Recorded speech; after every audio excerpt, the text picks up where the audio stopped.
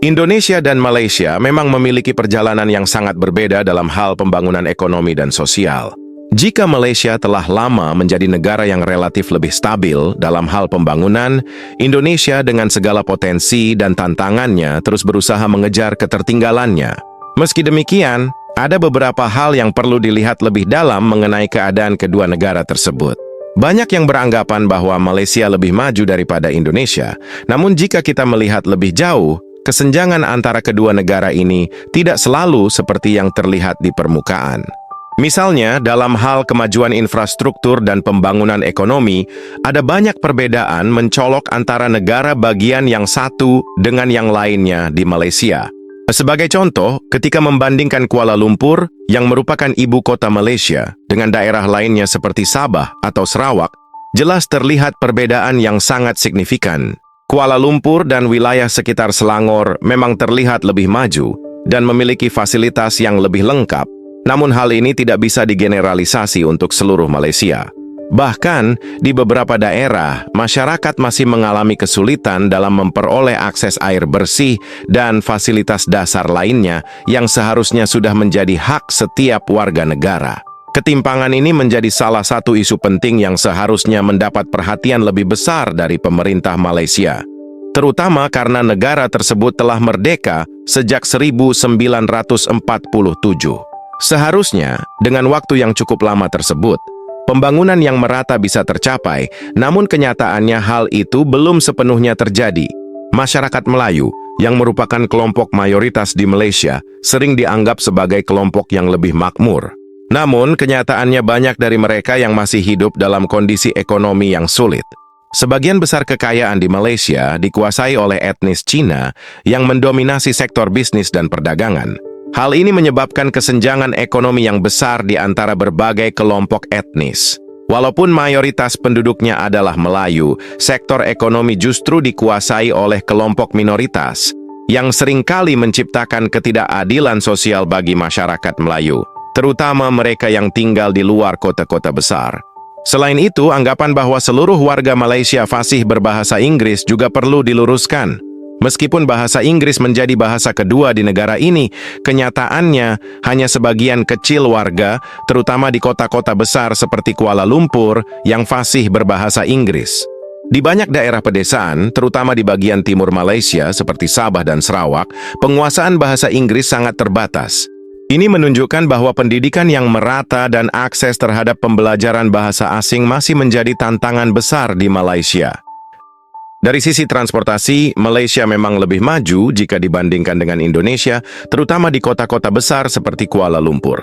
Namun, jika kita melihat keluar kota-kota utama, kita akan menemukan bahwa banyak daerah di Malaysia masih kekurangan infrastruktur transportasi yang memadai. Di Sabah dan Sarawak misalnya, banyak jalan yang belum diperbaiki dengan baik, dan fasilitas transportasi umum sangat terbatas. Ketimpangan infrastruktur ini menunjukkan bahwa meskipun Malaysia memiliki kemajuan yang pesat di beberapa wilayah, banyak daerah lainnya masih tertinggal jauh. Di sisi lain, Indonesia sebagai negara dengan jumlah penduduk terbesar keempat di dunia dan negara mayoritas Muslim terbesar, memiliki potensi yang sangat besar.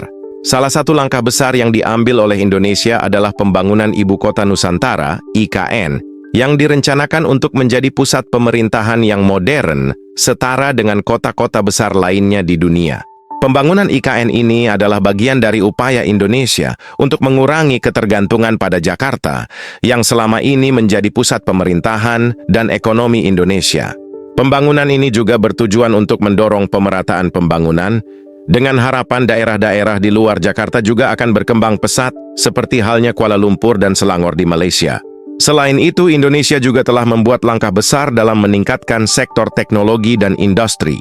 Program pembangunan Smart City yang mencakup penggunaan kecerdasan buatan AI, Internet of Things, IoT, dan analisis Big Data telah menarik perhatian dunia. Sejak 1220, Indonesia telah mengimplementasikan berbagai inisiatif untuk memperbaiki kualitas infrastruktur perkotaan dan menarik investasi asing. Program ini telah menunjukkan hasil yang positif, dengan investasi global yang signifikan mengalir ke Indonesia. Hal ini membuktikan bahwa meskipun Indonesia menghadapi berbagai tantangan, Negara ini telah berhasil menarik perhatian dunia dengan langkah-langkah inovatifnya dalam pengembangan teknologi dan infrastruktur.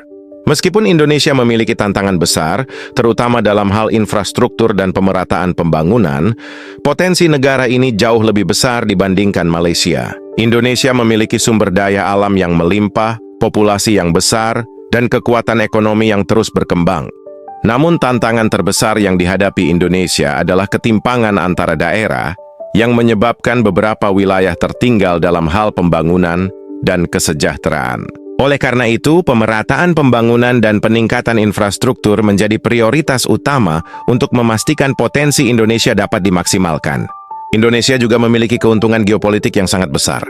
Sebagai negara dengan posisi strategis di Asia Tenggara, Indonesia memainkan peran penting dalam perdagangan global dan diplomasi internasional. Selain itu, dengan lebih dari 270 juta jiwa, Indonesia menjadi pasar terbesar di kawasan ini yang menarik minat banyak investor asing. Selain itu, Indonesia memiliki hubungan yang kuat dengan negara-negara tetangga, termasuk Malaysia, yang membuatnya semakin penting dalam percaturan geopolitik di kawasan ini. Secara keseluruhan, meskipun Malaysia telah menikmati kemajuan yang pesat dalam beberapa dekade terakhir, Indonesia memiliki potensi yang jauh lebih besar. Dengan kebijakan yang tepat dan kepemimpinan yang efektif, Indonesia dapat menjadi kekuatan utama di kawasan Asia Tenggara dan dunia. Sebagai negara yang sedang terjaga, Indonesia memiliki peluang besar untuk berkembang menjadi ekonomi terbesar di dunia pada masa depan, mengingat potensi sumber daya alam, populasi, dan daya saing yang dimilikinya. Untuk itu, tantangan besar yang dihadapi Indonesia dalam hal pembangunan infrastruktur dan pemerataan harus menjadi perhatian utama agar potensi besar ini bisa terwujud secara optimal. Kepemimpinan yang bijak dan kebijakan yang tepat akan memastikan bahwa Indonesia dapat memanfaatkan sumber daya yang dimiliki dengan maksimal. Jika pemerintah Indonesia mampu mengatasi masalah ketimpangan dan meningkatkan kualitas infrastruktur secara merata, maka Indonesia bisa menjadi salah satu kekuatan besar dunia yang diperhitungkan. Dengan segala potensi yang dimilikinya, Indonesia memiliki peluang besar untuk menjadi salah satu negara yang mampu mengubah peta ekonomi dunia dalam beberapa dekade mendatang. Untuk mencapai potensi tersebut, Indonesia harus memastikan bahwa pertumbuhan ekonominya berkelanjutan dan inklusif. Artinya, pembangunan tidak hanya terpusat di kota-kota besar seperti Jakarta, Surabaya, dan Bandung, tetapi juga harus menyentuh daerah-daerah terpencil yang selama ini kurang mendapat perhatian. Pemerintah harus memastikan bahwa pembangunan infrastruktur seperti jalan, jembatan, pelabuhan, dan bandara terus dilakukan agar konektivitas antar wilayah semakin baik. Dengan konektivitas yang lebih baik, distribusi barang dan jasa bisa lebih lancar, sehingga ekonomi daerah dapat berkembang dan menciptakan lebih banyak lapangan kerja bagi masyarakat setempat. Selain itu, sektor pendidikan juga harus menjadi prioritas utama. Negara yang maju adalah negara yang memiliki sumber daya manusia yang berkualitas dan berdaya saing tinggi. Oleh karena itu, investasi di bidang pendidikan harus terus ditingkatkan, baik dalam bentuk pembangunan sekolah dan universitas berkualitas, maupun dalam hal peningkatan kualitas tenaga pendidik.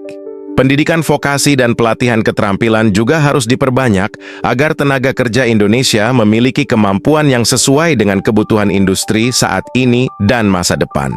Dengan tenaga kerja yang kompeten, Indonesia akan lebih siap bersaing di tingkat global dan menarik lebih banyak investasi asing. Sektor teknologi dan inovasi juga harus menjadi fokus utama dalam pembangunan Indonesia ke depan. Di era digital saat ini, negara yang mampu menguasai teknologi akan lebih unggul dalam persaingan global.